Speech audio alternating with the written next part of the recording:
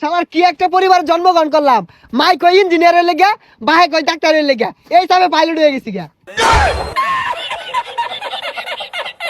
আরে বেটা আমি তো চাবি আছি বেটা, ভাবি আমি একটা ব্যবসা ধরে দিছে, লাইফ সেটেল বেটা।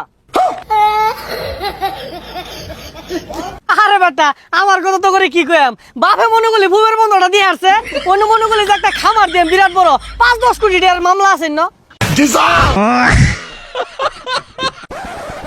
আই বল নাই, আই গুলিস্তান পাকিস্তান আফগানিস্তান, আই বল নাই, আই জাতি বের, আই দর যাইবো গা। এই লোহা ভাঙা টিং ভাঙা পুতুল ভাঙা এগুলার বিনিময়ে আচার দে, চানাচুর দে, লয়ে যাও। তুই যা বাহে, এটা কি কাম দিছে?